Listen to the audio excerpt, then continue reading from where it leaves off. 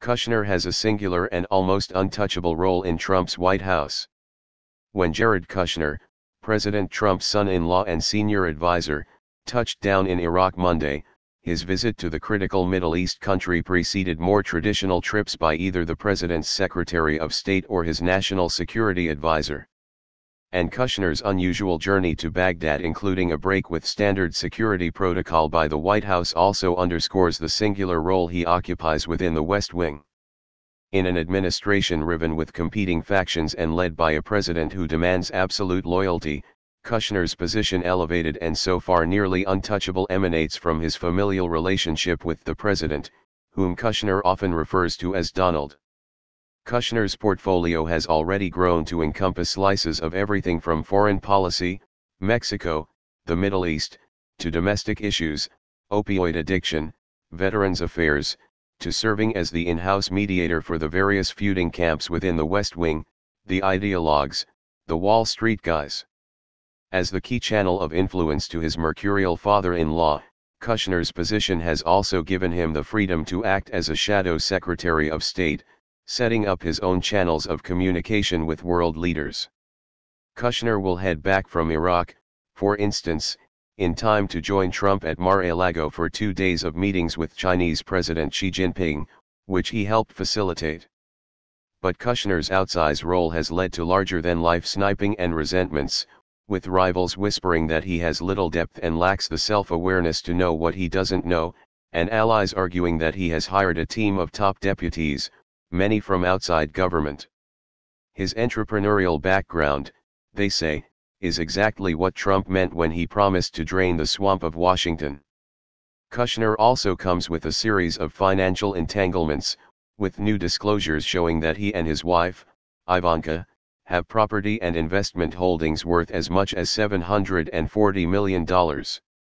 In perhaps the clearest sign of Kushner's penchant for multitasking, he had to resign from 260 boards and business entities simply to take a job in the White House.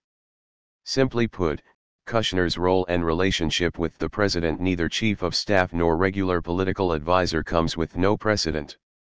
Thomas Mann, senior fellow at the Brookings Institution, compared the Trump-Kushner dynamic to a mob family operation. It's as if Trump is the Don and he only trusts his close family members, Mann said.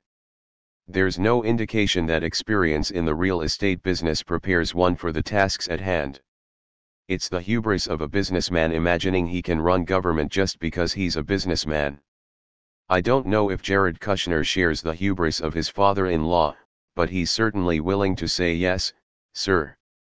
Doug Wilson, a former Assistant Secretary of Defense for Public Affairs in the Obama administration, seconded the notion that Trump's reliance on Kushner stems from the reality that the group of people Trump trusts is really small. The trip to Iraq, at the invitation of Gen. Joseph F. Dunford Jr., chairman of the Joint Chiefs of Staff, is yet another example of Kushner's mushrooming portfolio of ostensible responsibilities. Less than 100 days into Trump's presidency, the list includes Canada, China, and Mexico, brokering a peace deal in the Middle East, helming a new office devoted to overhauling the federal bureaucracy, and serving as the unofficial West Wing therapist and Trump whisper. But the visit to a crucial country of U.S. interest that Kushner had never visited before also serves to illustrate just how little foreign policy and governing experience the 36-year-old real estate heir actually has. In a breach of protocol, senior White House officials confirmed Kushner's trip to Iraq before he had actually landed, raising concerns from the Pentagon.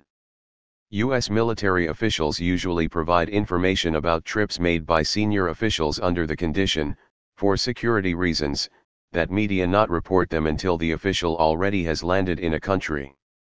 During his daily briefing with reporters Monday, White House Press Secretary Sean Spicer found himself insisting that Kushner had not, in fact, also added Iraq to his purview.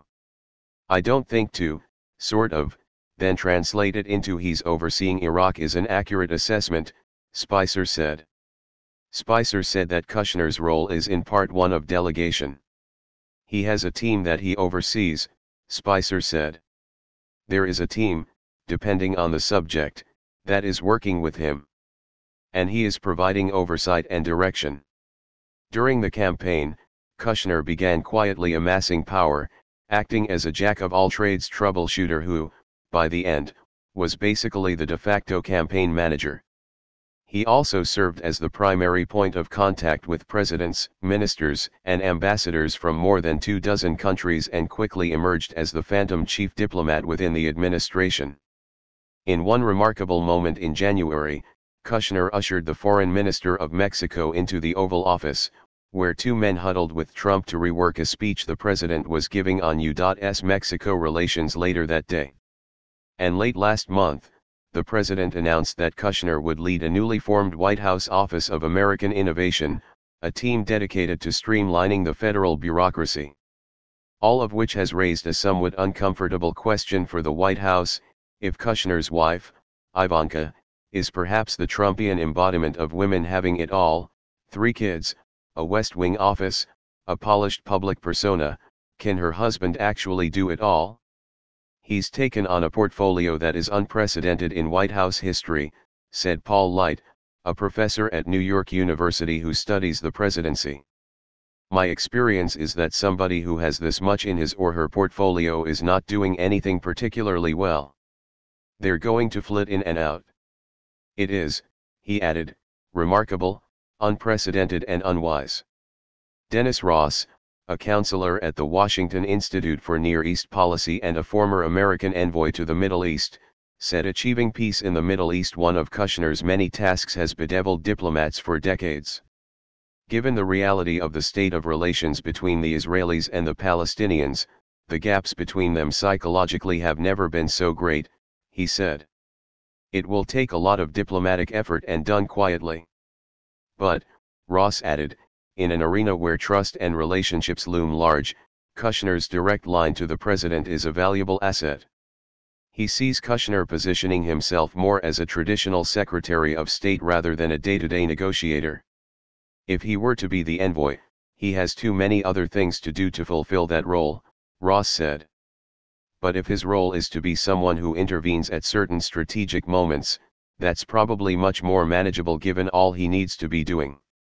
Nonetheless, Kushner's ballooning portfolio has already become something of a media punchline. After the Innovation Office was announced, the Huffington Post ran a story that imagined Kushner's daily schedule under the cheeky headline, "White House announces Jared Kushner is now responsible for everything." But White House aides and congressional staffers mock Kushner at their own peril, and some refuse to even speak about him. Kushner was instrumental in pushing out Corey Lewandowski, Trump's first campaign manager, and he also signed off on the ouster of Paul Manafort, Mr. Lewandowski's replacement. Timothy Naftali, a presidential historian at New York University, said the best parallel he could think of was John S.D. Eisenhower, the son of President Dwight D. Eisenhower, who served as a national security advisor during his father's presidency. He was very helpful to the president in teeing up issues, Naftali said. But, he added, the comparison has its limits. John Eisenhower had had a career in the U.S. military and was an amateur historian, so he had some relevant background, Naftali said.